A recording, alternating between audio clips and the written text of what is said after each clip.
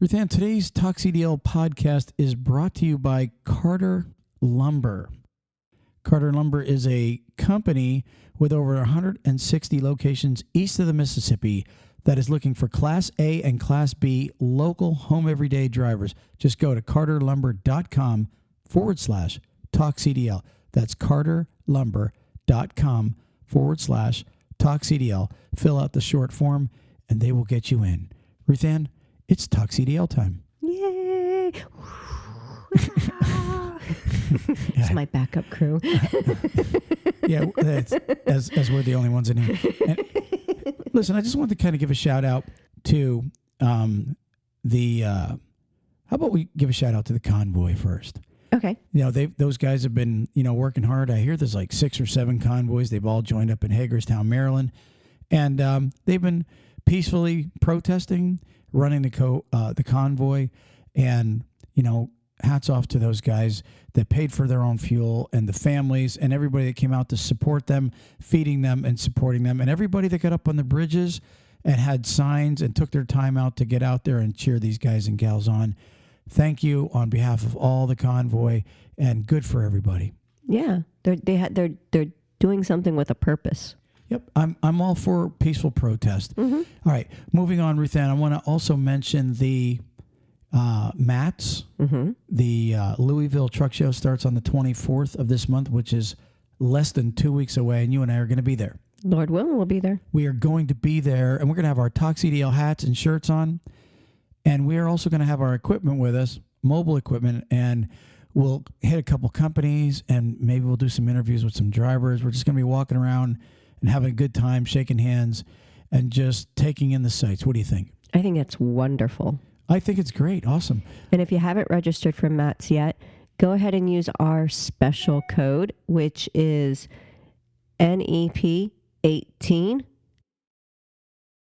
Yes, that's NEP18. That's anywhere you register for the MATS Louisville Truck Show. You can go ahead and register, so you're already pre-registered to get in the doors. And whether you think you're going or not, register. Don't cost you anything to register. No. Yeah, just go ahead and register and use our promo code NEP18. That's NEP18. I also, if I can for one moment, would like to say, we've been, one of our sponsors, LoadSmart, who is Camion, has been sponsoring us, and they let me know this week that they are actually going to have a giveaway for drivers who come. Well, we're going to have a page that they're going to have us load up onto our Facebook page. So to keep an eye out. register for the drawing, right? Yes. Yeah. And there's a drawing that they're going to be giving, and it's called Not a Flamethrower. And the reason they're doing it is because their key with their little trade show name is trade shows can be boring. We brought a flamethrower. So Camion is a tool to ignite trucking business. That's their little, I think it's cute. So anyways, not only do they have the break-even calculator, but they're also going to have this flamethrower giveaway thing, which I don't know what the flamethrower is. That's the key. It's something to just kind of get me interested really quick. That's all I know. Right. So when you go on Talk CDL's Facebook page and wherever else media is found, if you see the registration for Camion's drawing at the MATS Truck Show, know this. You do not know what the prize is yet. No, it just says it's going to be a flame. And whatever it is, it won't be something stupid. No. They're not going to just leave us in suspense and then give us some, a dinner at McDonald's or something like that. No. I promise you it'll be something really good, because Camion really is a top-notch company. Actually, I know this much. What do you know? They said that whatever it is, they're going to have to mail it because it will be not easy to get on an airplane. So they're going to mail it for the driver because it's something that's not easy to get on an airplane. That makes me think it's a gun or something, which would be super awesome, man. I am registering. A flamethrower is what I'm thinking. I'm wanting an actual flamethrower? No, actually, what, and I don't know if this is true, but it's a really cool idea, is maybe a peat that's like a... not a lighter, but like a kind of a lighter. You know what I mean? Like just something big and it lights up. No, I don't think it's that. I'm thinking Maybe. I'm just guessing. Maybe it's a new deer rifle. You know what? I'll bet you because like they sponsor us, we can't even get in the drawing because it would be a conflict. That would be so funny if like 10,000 truckers entered and they went, Talk CDL won it. Our sponsor. It'll be like, we'll be one of those you ever see like where all the meerkats kind of like all turn their heads at the same time to look at the prey. Yeah, they'll all be like, the heads will go up. Who won? The predators. Yeah, that's not fixed. All right, so I guess we probably can't enter. No. But if you're giving out a deer rifle, Camion, just because you like us, maybe send me a Savage 300 or something. Anyways. But anyways, keep an eye out on our website for the sign up link and good luck to all you drivers. And we are looking forward to everybody being there. Seriously, it's going to be such a great time because you know why, Ruth M? It hasn't been going for the last 2 years. No. Everybody's starved to get out. And you know what's sad? I couldn't find it, but I don't know if the Dallas Truck Show, I think that's canceled. I think they had canceled in the beginning of the year because I can't find where it's going on, but I'm going to double check into it. I couldn't find it the other day. So if anybody knows about the Dallas Truck Show, please let me know because that's another event that's pretty much the same size as it's almost in August, isn't it? Yeah, at the end of August, beginning of September usually. So anyways, hey, so why don't we just go ahead and mention Camion real quick, Load Smart. They have the break-even calculator, and with today's fuel prices, you don't even know what most fuel places right now for diesel is over $5. Somebody told me it's over $7 in California. I wouldn't doubt it. I would tend to believe it because they're always at least a buck or so higher than everywhere else. Just imagine now, Camion has this break-even calculator that you download. It's free download. You just go to camion.io/TalkCDL. That's KAMION.io/TalkCDL. If you're a small fleet, a big fleet, it don't matter if you got 1,000 trucks. Listen, Swift, if you're hearing this, download Camion's break-even calculator today. They can help all your lease operators. Anybody that has a lease purchase truck, download it today and see where you might be missing out in making that dollar profit a little higher at the end of each week. Ruth Ann, moving on. I've got a letter, okay, that I want to read today. Okay. And I'm going to tell you, this is the truth. I read this letter in the middle of the night. It's by a trucker, about a trucker, and it literally brought tears to my eyes. I'm not joking. I'm a guy that doesn't cry easy, but this letter, it literally, if you really take your mind into this story when I'm reading it and just hear what this trucker went through in his whole career, and he's still out there trucking. I'm telling you, I've been itching to read this ever since I read it. And so I'm going to read that here in just a little while. Okay. Also, I got some more trucker stats today for us with trucking accidents versus four-wheelers and some interesting things. And you'll never guess. I bet you won't guess this. You would have 7 guesses, but there's a certain day of the week and a certain time of the day when most tractor-trailer accidents happen. How weird is this crap that they got the... Exactly. Wait, you mean...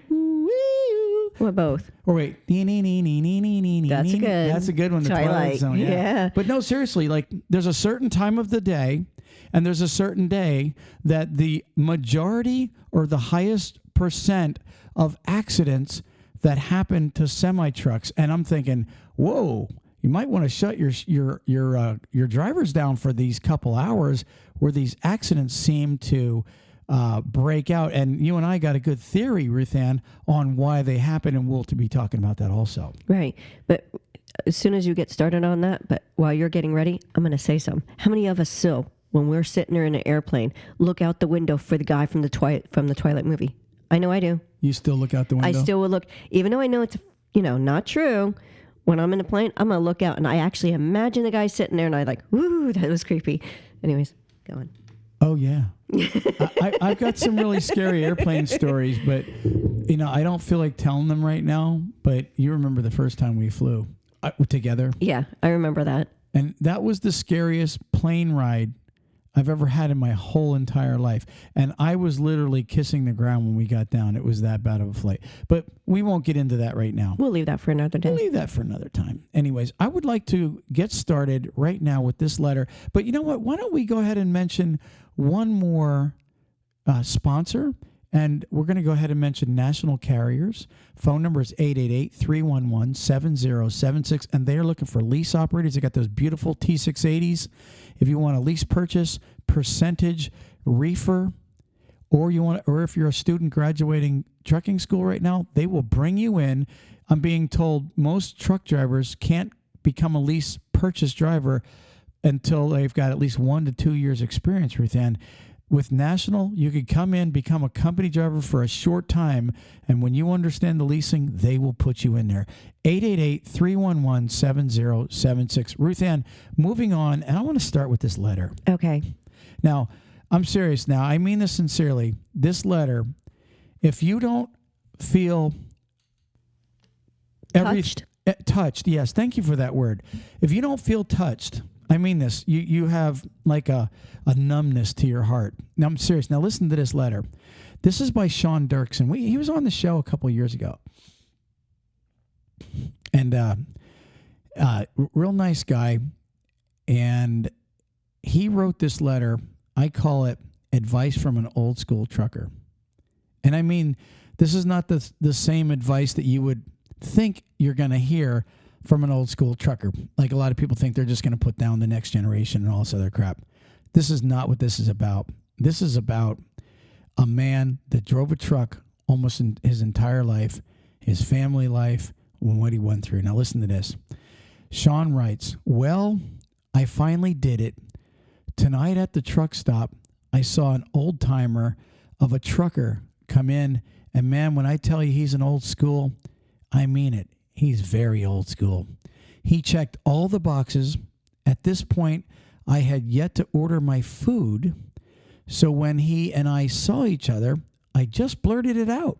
'Sir, are you a driver?' He said, 'I sure am.' I said, 'If you're up to it, would you care to join a rookie for dinner?'"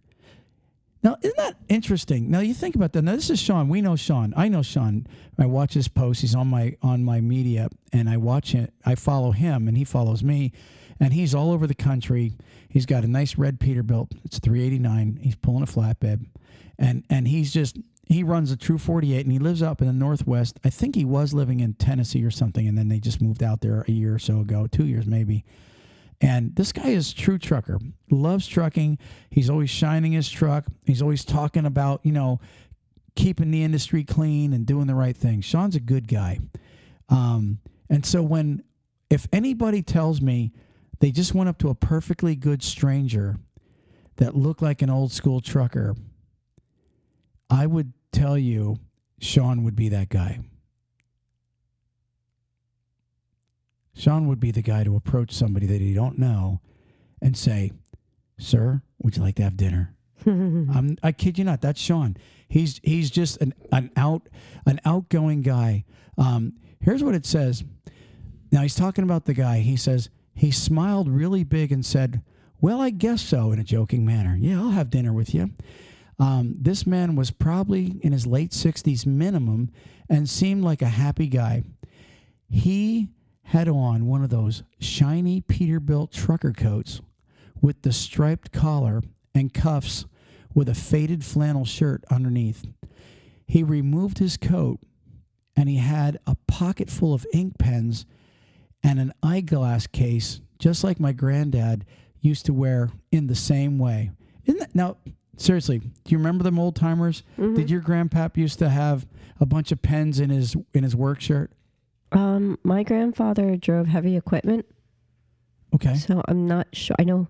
Not sure what I would say that he probably had a couple of things. I know he had a cigarette case probably in there.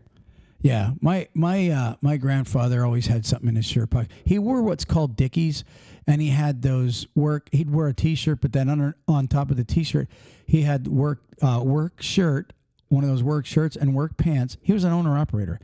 And he wore those cowboy boots, always. He always had those boots on. My pap did hand-rolled cigarettes, so he had one of those cases and had his cigarettes all in it. Do you remember back when we were younger, the old guys, they always wore like a pack of cigarettes in their sleeve of their t-shirt, and they would roll it up like on top of their muscle. Do you remember that? They would put it That's in. greasers. The greasers did that. I'm saying that was our parents. That was their era. They would wear the greasers. They greased My their hair. dad was a greaser. Your dad was a greaser. All of our parents were greasers, and then they wore that with the T-shirt. It was funny. But anyways, going back to the story, it says he had an old school Goodyear trucker hat and faded jeans and shined up cowboy boots. He was the definition of old school. See, what Shawn is saying is just looking at this guy, what you would picture, in fact, in like one of the trucker movies from back in the 70s, that's this guy dressed just like it. Mm-hmm. He said, we shook hands and he told me his name was Ned and he was out of Wyoming. I introduced myself as well. He saw my hat and said to me, I parked next to you out there. And he said, that's a mighty fine looking Pete you got. He was driving himself a 1997 379 Pete. He told me he bought it new when he was done being a company driver. I'll just give everybody a little heads up there. That's just about 25 years ago. That's 20. He bought a 1997 brand new. He's driving a 25-year-old tractor, probably still in perfect condition. And he's an over-the-road driver. So what do you think the miles are on that truck? And I'm sure it's already had at least one overhaul, if not two. Mm-hmm. That's pretty sweet. Mm-hmm. It says, we made small talk about truck and stuff. I told him about what I do, my experience, and what I was trying to do on YouTube. We ordered our food and sipped coffee while we waited. When our food finally came, he said, so, son, what do you want to know about this trucking thing? This thing. No, I'm serious. I believe this word for word. And what I think is so funny, I can just picture Shawn with this old school trucker that had no act in him at all, was just perfectly genuine. What a lifetime opportunity for a young trucker to sit down with a guy that's friendly enough, smiling, looked like an old school trucker, has the same truck for 25 years, it's a long-nosed Pete, and he says to you, what do you want to know? I want to talk. You forgot the son. Son, exactly. Son. What do you want to know? What do you want to know, son? Son. I almost think of the movie The Gambler. Son. I made a laugh at a plum. Right. But anyways, he said, Shawn writes, I set my fork down and said, I love what I do, and I feel like I'm right where I'm supposed to be, but I feel like this trucking world doesn't want me here. From fellow drivers that hate me to people in cars, the roads, nasty shippers, and receivers, all the way to the damn weather. He chuckled a bit and looked up at me and said, if I would have met you before you got behind the wheel of that beautiful truck out there, I would have said no. But I can tell by the way you dress, how you talk about your truck, and the look in your eyes that you are all in and you got it in your veins. So this old school trucker is telling Shawn, you know what? I could tell you're a real trucker too. Mm-hmm. That's a compliment coming from some old shit-kicking Peterbilt driving trucker. You know that, right? That's a song title, I assure you. No, it's not. I just made that the hell up. I'm saying that's a song title. Go ahead, drivers. Make a song out of that title. You got that right. A shit-kicking Peterbilt driving old trucker. All right. He said, are you ready for this? This is what the old man starts giving advice. He says, it's a sickness almost. And like a damn junkie, it all comes at a high cost. He said, I've been driving since I can remember. Now he's about to tell him his life. And this, you got to watch this. Listen to these words. It'll drive you nuts. He said, I've been driving since I can remember. And in that time, I fell in love, got married, raised a family, and built a life and a home. And son, I'll tell you what, all I really remember of my life is what I've seen through a windshield. I would leave, and every time I would come home, I would see the lines in my wife's face get deeper and her hair get wider. Isn't that something? Mm-hmm. I mean, think about what he's saying there. It's like his whole life. Because remember what I used to say to you, like all those years that I was out there, I would say, it's like a blur out there. your windshield. Like you're in one state, 10 hours later, you're in, 5 other states, depending on where you're going. And life becomes a blur. Like 99% of it, you don't even really remember. You're just trucking and trying to stay alive and doing your job, but you're out there and your family is growing while you're not there. That's what he's saying there. I came home, the lines on my wife's face would get, every time I come home, the lines on her face were deeper. Her hair was even whiter. And he was saying, while I was away, life was going on at home. And I was out there running. Isn't that something? He said this. He said, and this is where he starts really getting you. He says, I'd be home long enough to fall in love with her all over again, and then it was time to go. You hear that? It's like, wow. It's like, okay, you come home. Because I remember that, Ruth. And I remember coming home, just like he's saying. I remember being out there. And you're out there for weeks and weeks. And when I come home, what did I say to you every time you'd go to give me a hug? Don't touch me. Don't touch me. I just got to breathe for a second. I'd be just getting out of the truck a billion miles. And like my legs are all shaking from just going and going and going. And then I'd look at you and I go, hold on, don't touch me for a minute. And then I would be like, come here. But it was like, unreal. And then, your mind got to settle back into that family that's been going on without you. The only thing you got is a phone relationship with them. And they're, you were raising the kids. The kids look different every time I would come home.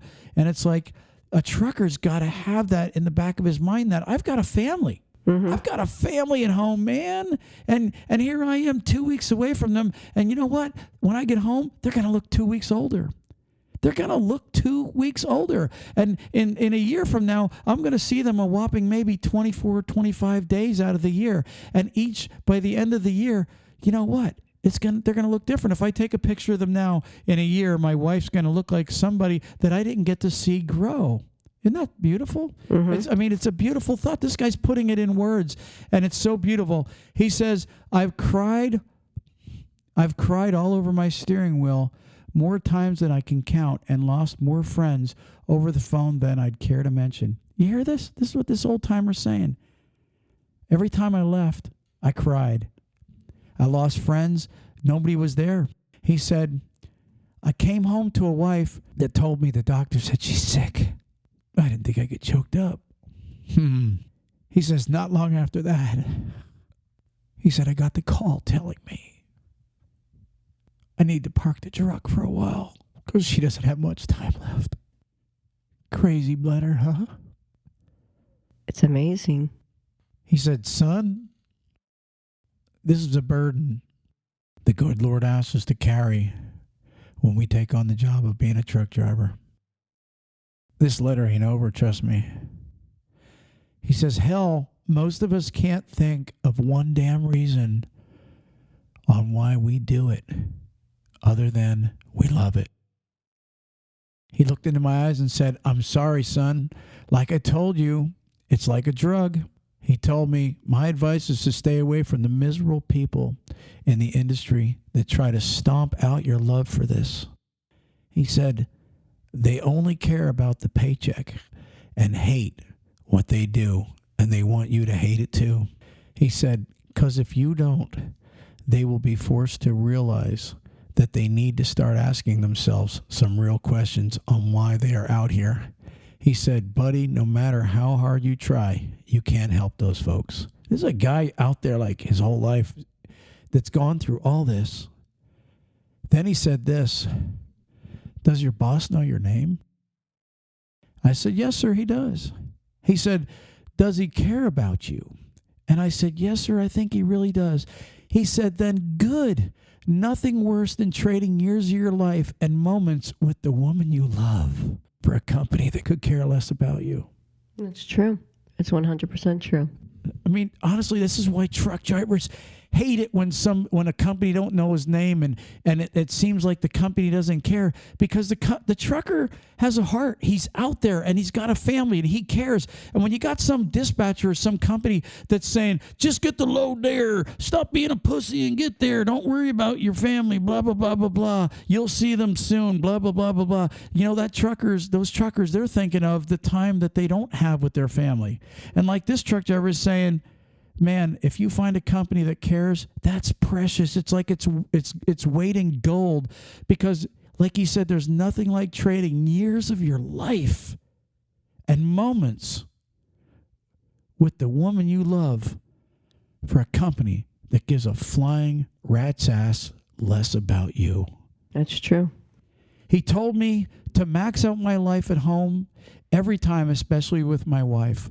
Make sure she always knows you love her. Then he pulled out a small picture out of his coat pocket in one of those small stand-up frames, and it was his wife. He said he always brings it with him, and when he eats anywhere, so he can see her face when he eats. He said tonight was the first time he didn't do it because he had someone to talk to. I couldn't help but get choked up. As you all know, I do the same thing in my truck with my wife's picture. He told me to hang in there, and if I love it, to keep that hammer down and give this job the respect and dignity it deserves. We finished our meal and stood up to part ways. I insisted on paying for the dinner, and in return, he had given me advice I would never forget. He said, "Thank you." We exchanged firm handshake and went our separate ways. I watched through the window of that truck stop this man walk away, knowing almost certainly that I would never see him again, but yet hoping I would. I will forever be grateful to him for taking the time with me. I got in my truck and left knowing today was a day I truly needed. Shawn Dirkson. What do you think? What do you think of that? For real. It got me choked up just reading the damn thing. Shawn, you know what? I haven't met Shawn in person, but I'm going to kick your ass for bringing tears to my eyes. Now, I'm just kidding. I love you, brother. I mean that. I hope Shawn, I didn't send him a message. I hope he's at the truck show this year, because I like to hang out and shake his hand and have dinner with him or whatever the case, if we can. That'd be nice. It really would be nice. And it's nice that he was able to, because it sounded like both of them needed to talk. They needed, at that time, they needed each other to be able to sit. One, to pass some information on, because Shawn needed that time to hear words of wisdom, but yet Ned needed to also say how he felt.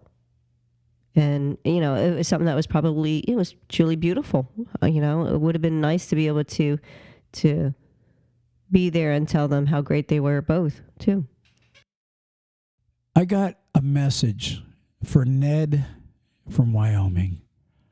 I salute you, brother. Hats off to a man that honestly done it all. And like he said, raised a family and a home, put all those miles on it. Praise God, all through trucking. Mm-hmm. And then he lost his wife. And the advice that he gave, if you listen to that letter, he didn't go into a whole lot more than really don't take for granted your loved ones at home. Don't take for granted the time you have with them when you're home. Don't take for granted taking your kids on a trip if you can. And don't take for granted if you can get a regional job and be home and see them more. Don't take that for granted. Don't take it for granted. This is a man that now all he's got left is his wife's picture, and he takes it with him everywhere he goes. That's a beautiful story, Ned. And Ned, the man's name that met you, his name is Shawn Dirkson. And if you want to meet him or get in touch with him, all you got to do is write to Talk CDL. Go to our Facebook page, or you can write on to Troy at talkcdl.com, or you can write a letter to Ruth Ann, RUTHANN, at talkcdl.com, and we'll hook you guys up, because it sounds like Shawn regrets probably not getting your phone number and being able to stay in touch with you. Ruth Ann, I think it's time to move on. Moving on. Do we have another sponsor? J.J. Keller, the trucker secretary. That is your buddy, J.J. Keller, the trucker secretary, 888-601-2017. Call them and find out why they're called the trucker secretary. These guys will keep you in line. They'll keep your papers in order. Anything that you are not filing correctly at the end of the year, or if you want to become an owner-operator, J.J. Keller truly is worth their weight in gold. Find out why we call them the trucker's secretary. J.J. Keller, 888-601-2017. No job is too big or too small. Ruth Ann, moving on. Moving on. Hey, You have some statistics for us, but I'd like to mention something real quick before we get involved in that. yeah, what do you got for us today, Ruth Ann? Well, remember the driver you were discussing that hit the sheriff in Tennessee? Oh, you got an update on that? I do. I have an update that just came out this week. It says... Why don't you remind us about the accident first? What happened was a driver out of Houston, Texas, was driving in Tennessee, and the Tennessee sheriff, had made a blockade to remove a ladder from the road. So he was using, his car, and his lights were going, and he was trying to remove this ladder, but it was too big for him just to pick up and carry. So he was trying to help as much as he could. And what happened was this driver came up and just basically hit him. A trucker. Okay. Not paying attention, whatever he did, and he just killed him. And if I remember correctly, they arrested him because he tested positive for marijuana or some kind of drug at the scene. And so you got an update on this guy. Go ahead, give it to us. I do. The Texas carrier Dunwich trucking owner said after being shut down by crash from the FMCSA. The FMCSA has effectively shut down Houston-based Cobalt Trucking following an accident in February that killed a Tennessee sheriff's sergeant. Christopher Savannah, the driver for Cobalt Trucking, who was involved in the crash, was also shut down recently. So the FMCSA shut not only the driver down, but the company he worked for. The reason is because on February 3rd, when he had the accident that killed the sergeant from the Loudoun County Sheriff's Office, the driver ignored a rolling roadblock and crashed into two cars before killing the sergeant, who was stopped to remove a ladder obstructing the roadway. According to the FMCSA, Savannah, the driver, did not have a CDL, was prohibited from operating a commercial motor vehicle due to the previous positive drug test, and was arrested for being under the influence of marijuana at the time of the crash. As subsequent FMCSA review of Cobalt Trucking found the carrier to be I can't pronounce this. Give it a try. Irregularly, I can't That's do okay. it. You did it. That's whatever. Move on. Non-compliant with multiple safety regulations, the FMCSA said, including controlled substances and alcohol use and testing, commercial driver's license standards, driver qualification, hours of service of drivers, and vehicle inspection, repair, and maintenance. So they blatantly have not maintained their vehicles. They have not done the correct hours of service for drivers. They have not gone through the proper testing for pre-employment and to keep them by doing the different parts there.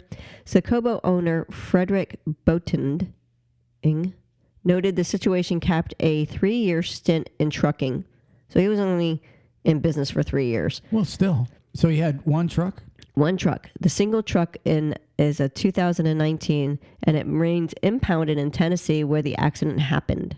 So I remember this now. So this guy tested positive at the accident, but he was driving on a suspended license or a revoked license. So he didn't even have a legal CDL.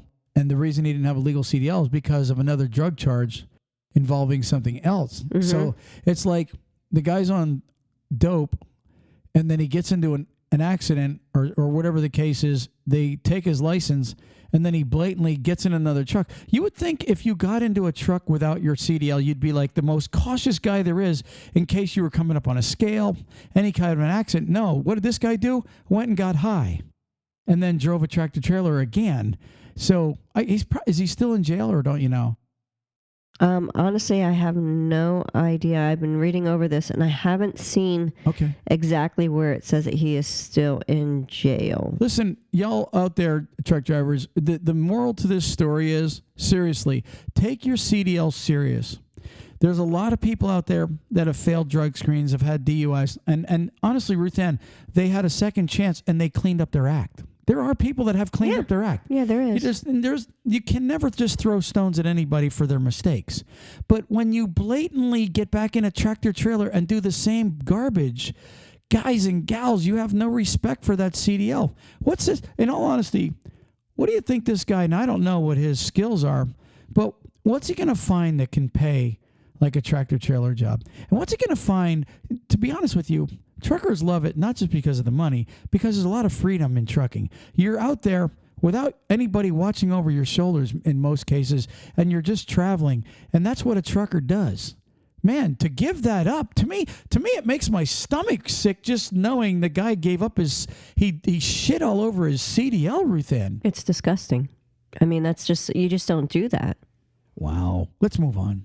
Let's get to these stats. All right. So check this out. I'm just going to go through these quickly, and you can comment. First stat. I call this more trucker wreck stats. This is what truckers and cars. This is car versus truck in statistics. 48% of truck occupants died in crashes, including rollovers, while only 22% of car occupants died in accidents involving rollovers, and 45% of SUVs died involving rollovers. So it's interesting how 48% of rollovers and tractor trailer crashes usually result in a fatality, where only 22% of the cars that flip. You know what I mean? But the weird part is an SUV, which isn't, a big giant difference from a car, those guys are rolling over and 45% of them are dying. How weird is that? It's really odd. It is what it is, but you could try to figure that out on your own, whoever's listening. Number 2, 58% of large truck occupants died in single vehicle crashes, while less than 50% of passenger vehicle occupants died in similar circumstances. Meaning single vehicle crashes, meaning they hit a tree or they went over an embankment into a ditch, flipped, hit a stationary object. It's saying that 51% truckers died, and in the cars, it's just a little bit less, 49%. Yeah, it's kind of weird. Okay, number 4, 31% of passenger vehicle occupants die in big truck accidents when hit in the front. Now, that's a surprise. What they're saying is, like a head-on collision, basically, or somewhere in the front, only 31% of those. Maybe cars have gotten a lot safer. It's the airbags, maybe. And I'll bet you it is the airbags. And then with the Honda, when you have a front end crash like that, the engine drops. You know what I mean? That's true. They have it set up now where the motor pushes out instead of crushing you. It says, alternatively, 25% of passenger vehicle occupants die when a truck hits them in the side, which you would think that, being T-boned, more people would die, but only 25%. It says, while hits in the rear, like when a trucker rear ends a car, is only 5%. Because it bounces them. Boop. Yeah, it punts them out of the way and sends them on their way. I'm sure they get broken necks and all, but only 5% die, unless, of course, the truck goes up over the car and crushes. It says one other type of crash is also known to be most harmful to passenger vehicle occupants, when the front of the passenger vehicle hits the rear of the truck. So when a car rear ends a truck, it's 22% of the people in the car die. Boom, they hit something that don't move and they're dead. Oh, yeah. I mean, that's what the ICC bumper was for, is to keep people from dying so, much. So that probably has an improvement, but can't take it all away. Right. Okay, number 5. Deaths in semi-truck crashes account for 11% of all motor vehicle crash deaths. So if that makes sense, because usually somewhere around 4,000 to 5,000 people die in a year. Okay, and I believe it's like, and they'll get to it here in a second, but 11% of all deaths are involving a tractor trailer. Now listen to this stat. Here's the day of the week I was telling you about. Okay. What day do you think it is, if you had to guess? Well, you already know. I know, but I could tell you it's not what I thought. Exactly. I would have never guessed this day. Mm-mm. But Thursday is the most dangerous day of the week, according to truck accident stats. I think I might have gotten it. No, I'm kidding. What do you mean? Well, the old joke, like if you go to like Applebee's or one of those kind of places that have like the bar, it's Thirsty Thursday. So I thought, oh, I got it, Thirsty Thursday. But no, I'm kidding, because, drivers don't drink and drive. Okay. So, yeah, it states that along with Monday and Wednesday, these 3 days of the week accounted for the more than half of all truck accidents, with a total of 1,893 deaths in this was a stat in 2017, because they only do it like every 5 years, run these numbers. So we're yet to get the latest. But it says 18% of all truck-related accidents were noted on a Thursday, with 745 fatalities. That's quite a bit for just the one day out of 7. Yeah, it is. Well, I could see why they say it's the one that has the most. I wonder what it would be, though. It's kind of curious to why Thursday would be. Well, I honestly and truly have zero idea. Now, it is the day before truckers are hoping tomorrow they get home. I have no idea. Okay, listen to number 7. Truck accident statistics show that most truck crashes occur between noon and 3 o'clock. All right, I'm not flabbergasted, but like now I'm really curious to why they can't. Like how, why? Well, here's my theory on that, and you had mentioned it earlier when we were talking. I got good theories, but that's right after lunch. Mm-hmm. It's also, now listen to this statistic. Where do most accidents for car drivers happen? Close to their home. Exactly. Within it's like 2 or 5 miles of their home is where most people, because they say they get complacent, they get relaxed. And what happens at noon every day? Most people do what? Eat. They eat and they relax. And guess what? It's also that time of the day. Think about this. It's also the time of day where it's not rush hour. Mm-hmm. So if you think about that for just a second, I would tend to bet when a trucker comes into like a big city at rush hour, he's like real defensive. He's on the watch. He's going and going and going. But at noon, when there's less traffic on the interstate, everybody's back at the office between noon and 3. There ain't a big rush hour. All of a sudden, a trucker is just kind of relaxed maybe and not in that driving defense mode. This is my theory on why noon to 3 is the number one based time for truck accidents. What do you think? No, I think that's a good theory. And as far as on Thursdays, my theory with that was because drivers are usually almost completely emptied out if they're LTL, and they're getting their loads back in. So their trailer might not be as full, or the loads could be shifting because of that. They're not jam packed, and they might be on their way to get the rest of their pickup so that they can head back to the terminal. So, I mean, there could be those kind of reasons why.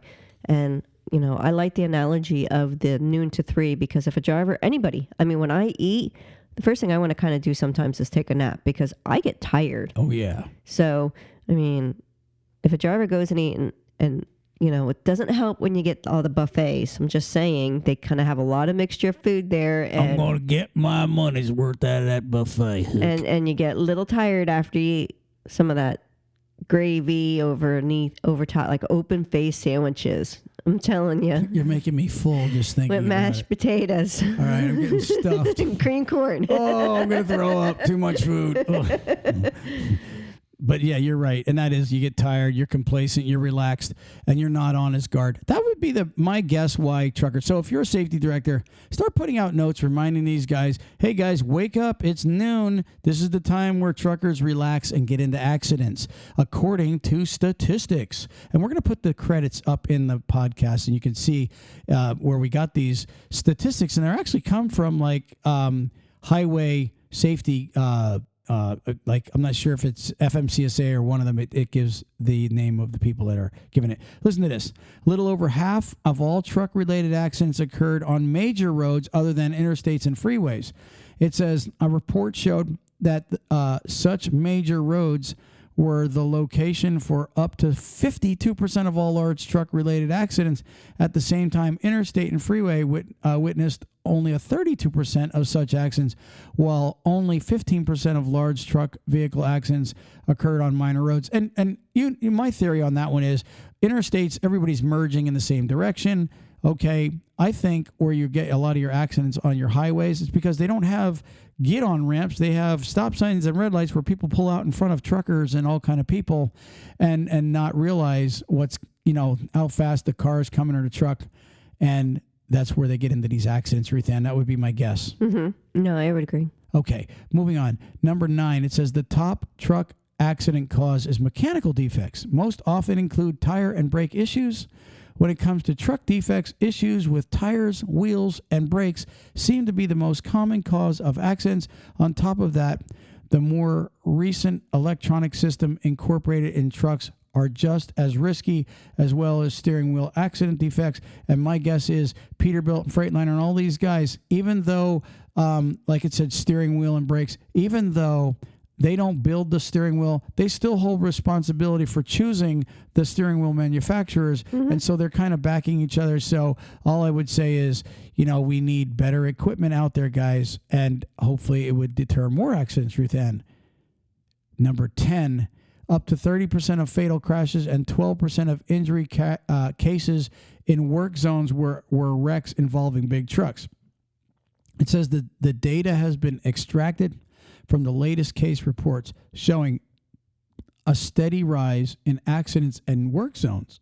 The rate of fatal crashes involving at least one large truck was about 20%, only up 2%. So it's at 30% now in the coming years.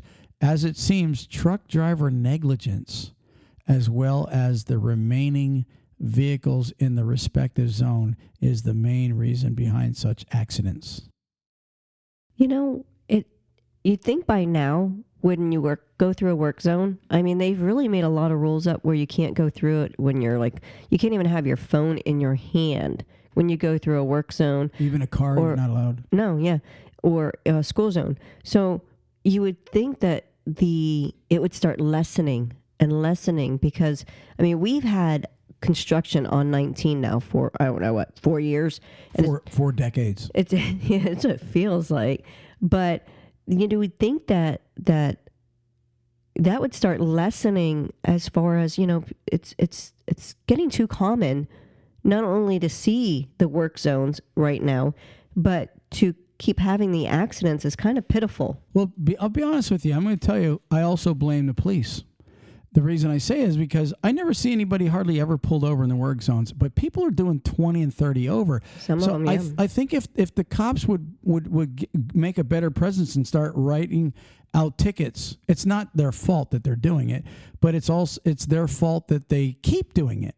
Because if people knew, hey, these cops are serious, they would slow their asses down in the work zone. So I blame everybody, including the police, the trucker, and all that other stuff. Moving on, number 11. Since 1975, the rate of occupant deaths in big truck accidents has largely decreased.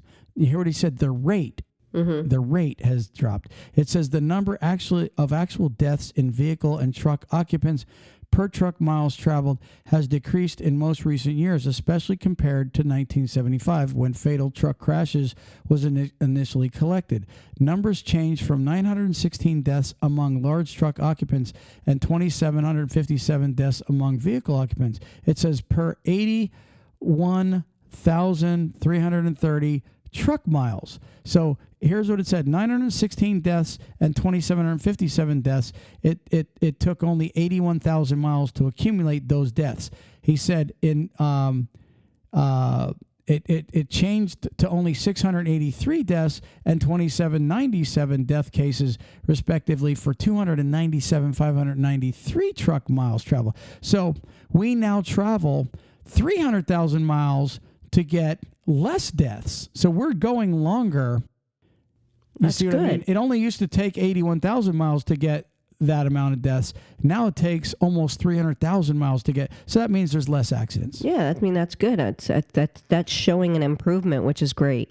My final stat. Commercial truck accident statistics show 97% of all deaths and crashes involving one or more large truck were the passenger vehicle, car, van, or SUV. Meaning, if you had 100 deaths, tractor trailer car accidents, if there was 100 of them right now, 97 of those deaths would be people in the four-wheeler. No, it's which makes sense. Yeah. That does make sense. Ruth Ann, that is my podcast for the day. Do you have the word of the day? I have the word. The word. What's the word? The word. Thunderbird. No. Okay, I have the word. What's the word?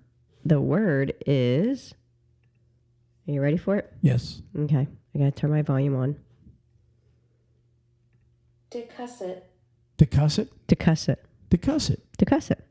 Okay, what does decussate mean? It's of two or more things cross or intersect each other to form an X, like a railroad crossing. You know, the X there? That's what it means. So the sentence would be the main road and the railroad track meet in a decussate intersection east of downtown, or the black and white stripes cross to create a decussate pattern. I can't even spell pronounce. decussate so they know. It's DECUSSATE. Decussate. So truckers can use that decussate. Yeah. When they come to a crossroad that's shaped like an X. Mm-hmm. Awesome. Yep. And do you have the joke of the day? I do. I have the joke. Why do you not trust stairs?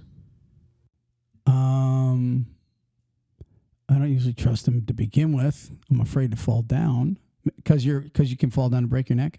No. Tell me why. Because they're always up to something. You're funny. Yeah, I have a weird sense of humor. But I do have a really interesting fact, if you give me a moment. Do you have a statistic or a fact? It's a fact. An interesting fact? It's a very interesting fact. What's it about? Okay, it's about one of our vice presidents that we had. It was actually Calvin Coolidge's vice president.